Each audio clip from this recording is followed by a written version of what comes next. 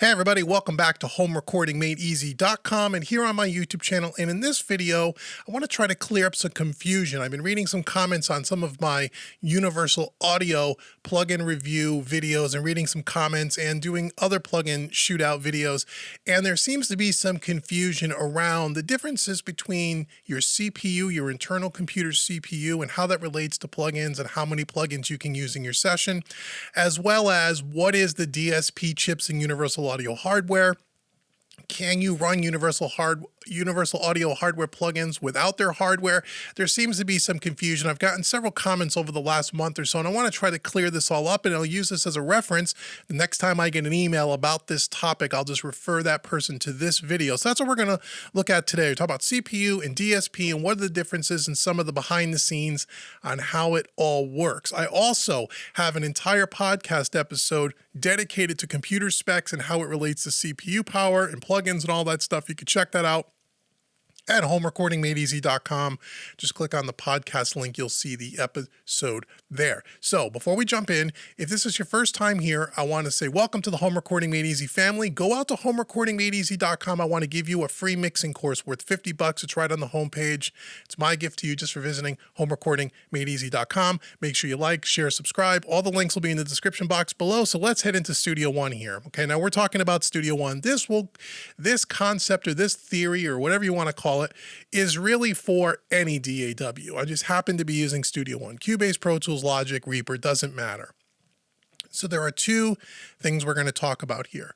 Let's talk about CPU, okay, and how plugins relate to your CPU, okay? So the CPU is the processor, your internal computer processor on your motherboard inside of your computer. Whether you're using a Mac, like I'm using, or whether you're using a PC, that's what it is. It's the internal power, the internal computing power of your computer. Okay, on a Mac, if you want to know how fast your CPU is, I would come up to about this Mac, and you'll see here that I'm running a 2017 iMac Pro. My processor is a 3.2 gigahertz 8-core processor. That's my CPU. It's a 3.2 8-core. Okay, I happen to be running 64 gigs of memory. We'll talk about that maybe in another video. Now, if you go into your control panel settings on Windows, you'll be able to see what kind of processor you have as well. The CPU, how it relates to how you record or mix and use plugins or virtual instruments in your DAW is the faster the CPU you have, the more cores that you have, you will be able to run both more virtual instruments simultaneously in your session and or plugins. We're going to talk about plugins today in the mixing stage, okay? So, for example, in this session here, I have, 24 tracks, and I put some plugins on here just to show you. Okay, so the first plugin I put across all of these tracks is a stock plugin. This is the Fat Channel by PreSonus, okay? I put, 26 instances of this, or 24 instances of this across the session. So I have 24 plugins. Then I put another 24 instances of the Slate Digital third-party plugin. This is called the VMR. Okay, so right now I have 48 plugins in this session. They're all activated, okay? If I come up to my performance monitor and I view this, you'll see that my CPU is only running at 3%. It's very, very low. Okay, remember I have an 8-core processor in this thing, so I have a fast processor, lots of cores. It's only taking up about 3% of the resources. Even if I were to play back the music, and I'll turn down the main output so we don't blow each other out here, even as I play back this audio, it still stays at 3%. Okay, as long as I have the plugins activated and turned on. Let me shut this off for a second. If I were to close this for a minute, let me shut off, I could have done this, shut off all the plugins and turn off the I deactivated them all. Now you see I'm at 2%, okay? So some of the resources are being taken up by the application in and of itself, and the more plugins you put on, the higher the CPU is going to go. Now I'm at 3%. Okay, so what does that mean? So that means that any native plugin, and when we talk about native plugin, we talk about stock plugins, we talk about you go out to your favorite third-party plugin company and you buy their plugins from Waves, IK Multimedia, Slate Digital, FabFilter, Plugin Alliance, SSL, Apogee, whomever. You install the plugin on your internal computer, right? Hard drive, on your C drive, or your Macintosh HD. Those plugins and this is the same for virtual instruments, is running off the internal CPU in your computer. So the faster the CPU, the more cores that you have. In general terms, and I know some of the computer geeks are going to talk to me about exceptions. I'm trying to do this at a beginner level. In general terms, the more of these plugins that you can run in your session without having any CPU spikes. Now, not all plugins are created equal from a CPU usage point of view. Typically, your stock plugins are going to be really well made for the DAW, and they're going to be built in the most efficient way to help you use the least amount of resources in your computer, CPU, as possible. Third-party plugin manufacturers, for the most part today, have done the same thing, and more times than not, most of them will require very little amounts of CPU, so you can put a ton of plugins on in your session. However, there are some exceptions to that, and let me show you. For example, and this is not to pick on IK Multimedia, there's lots of them like this, but the IK Multimedia tape machines, for example, if I just drop one of their tape machines on the master bus, just one instance of this plugin, beautiful plugin, sounds great by the way, okay? And now I check my performance monitor. Look at what happens. We're at 29%. So we went from 3% to 29% with one plugin. So if you're someone that has a lower spec computer with a slower, few amount of cores, like a dual core processor or an old quad core computer that's probably more than 4 or 5 years old, you would have a difficult time being able to put a ton of plugins on in your session, and you certainly couldn't put this tape machine across all your tracks. Look at how many resources that it takes up. Now, if I just shut that plugin off, even though it's loaded in the session, as soon as I deactivate it, it only goes to 3%. Okay, keep that in mind. Same thing with virtual instruments. If you're using a virtual instrument in your session and you're done recording with it, the best thing to do to save some CPU power is to shut that plugin off or convert it to audio, the MIDI to audio, and remove the instrument for the session. So that's one example of a plugin that could take up a lot of resources. Typically, tape machines, and the other thing is reverbs and delays. High quality reverbs and delays sometimes will take up a lot of resources. Not all manufacturers, like the Slate Digital Reverb, doesn't take up hardly any resources at all, and I'll show you that. And then we'll talk about DSP. And we'll talk about what that is with Universal Audio. So if I come over here to, let's see, Slate Digital, and let's say I grab their reverb, their very popular reverb, the Verb Suites Classics. And let's say I just drop that on the first kick drum track, just for sake of argument here. Okay, here's one of those. So I was at 3% prior to putting this plugin on. Now I'm still at 3%. That's a reverb. Okay, if I put, how many? How many do we want to put? Let's say we want to put 23 more instances of this reverb. Let's see what happens. So now I have a reverb on every channel. You wouldn't normally do this, but again, just as demonstration, I'm at 7%. So by putting those reverbs across all the tracks, I doubled my CPU. I'm still I'm at 8%, very, very low still, but it's doubled because reverbs will typically have more CPU usage. A great example of that is something like the Waves Abbey Roads. Those, the chambers, those will take up quite a bit as well. We're at 8% right now. If I drop a Waves Abbey Road on here, this is great, Abbey Road Chambers, wonderful, wonderful plugin. Now I'm at 30%. So I went from 8% to 30% just with this one Abbey Road Chambers plugin. Okay, so you have to know, and if I just shut that off, watch what happens. It goes back to about 10%. Okay, so not every plugin's created equal. Usually reverbs, good quality reverbs and delays, and sometimes tape machines, in my experience, will tend to have more CPU usage, sometimes channel strips as well. Although a lot of plugin manufacturers, the channel strips are built in a way they're very CPU efficient. Okay, so using your performance monitor and checking your CPU usage will help you as you're adding plugins to your session. When you get up to that 80-90% CPU, then you're going to start to hear you can possibly hear some audio artifacts, cracks, pops, crackles, and those types of things when you're spiking up your CPU. Now, some of that has to do with your buffer settings. Again, I have other videos about that. I just want to talk about CPU. Okay, so keep in mind, Anything that you install on your computer from third-party plugin manufacturers or stock plugins is going to run off the internal CPU, okay? Now, let's talk about Universal Audio specifically in their DSP and how that is different and how it kind of runs on your computer, okay? So Universal Audio has a line of audio interfaces called the Apollo, and there's several of them. If you want to check, they're fantastic interfaces with wonderful preamps. They have an interface at every price point from about $400 up to about $3,000 and everything in between. You can check the link in the description box below. It's Sweetwater, and you can check out all their interfaces. I highly recommend them. I run an Apollo X6 rack-mounted unit, okay, which is a 6-input interface, okay?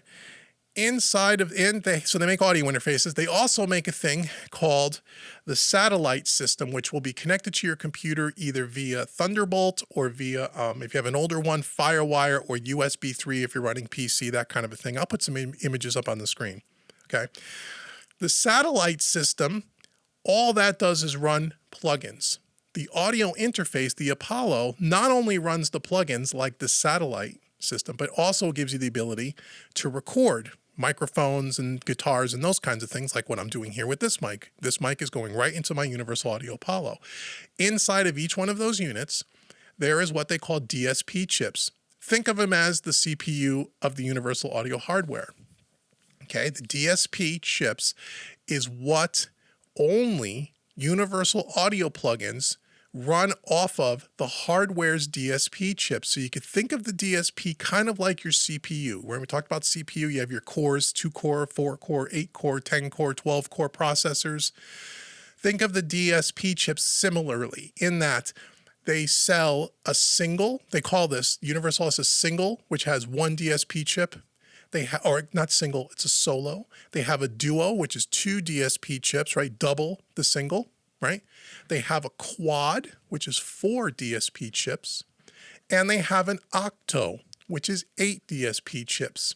Think of that as going from a single core CPU processor to a dual core processor to a quad core processor to like what I have is an 8-core processor, which would be the same comparison to an octo. I know it's not exactly the same, but stay with me, okay? So what happens is Universal Audio makes not only the interfaces, but they also make a line of plugins. Okay, you can only buy them from their website or from now Sweetwater.com. You can buy Universal Audio plugins as well. They're the only other retailer you can buy plugins from. You can only, outside of Sweetwater, you can only buy Universal Audio plugins at the Universal Audio website. When you buy one of your Apollo interfaces or your satellite systems, you register it with Universal Audio, so they have a record and you register your interface, and that opens up the door to you being able to use the plugins that are included with your particular interface because they give you a bundle of plugins, as well as the ability to buy additional plugins, okay? And they have a performance monitor as well. Let me show it to you. It's called the UAD. I know it's a little tiny here. I'll try to highlight it or zoom up. It's called this right here, DSP. Okay, if I click on this button here, you click on the UAD2 button and you click on System Info, and here is your system info for the hardware that you have on your system. I happen to have an Apollo, as I said here, okay, the Apollo 6.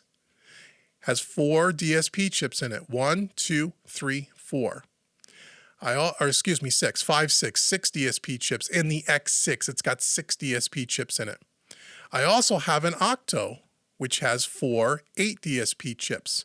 So I have, when you daisy chain these two units together, which is what I've done with a Thunderbolt 3 cable, I in essence have, 8 plus 6, 14 DSP chips.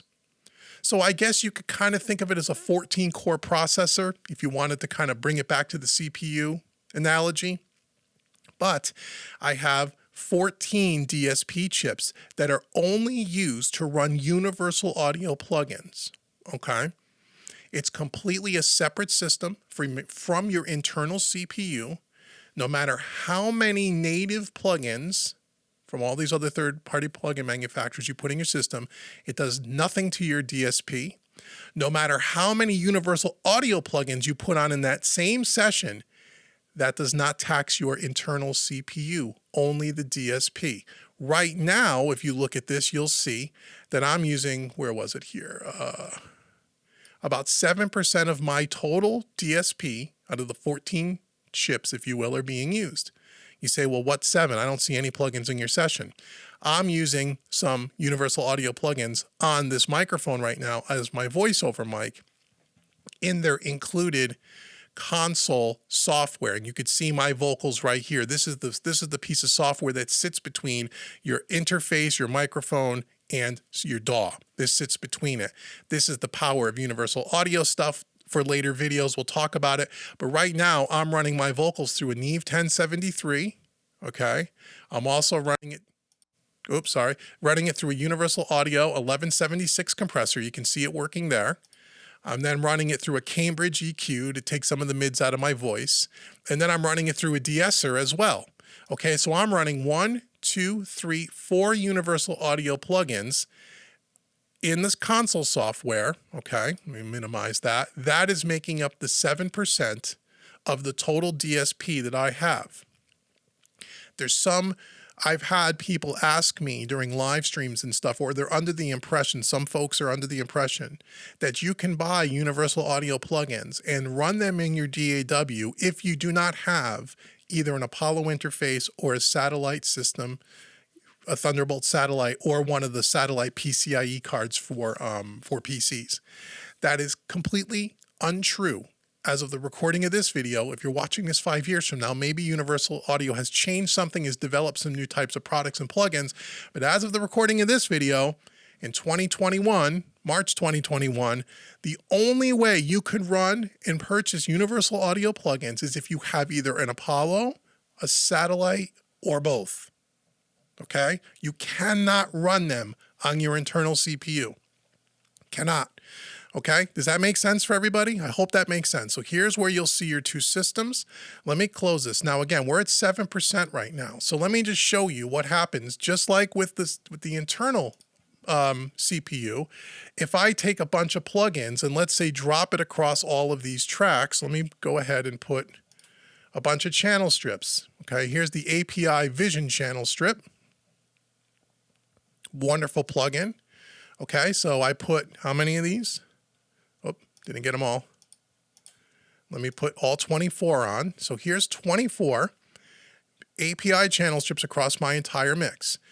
Let's look at our internal CPU one more time now. Remember, we were at what, 8 or 10% before I just put these plugins on?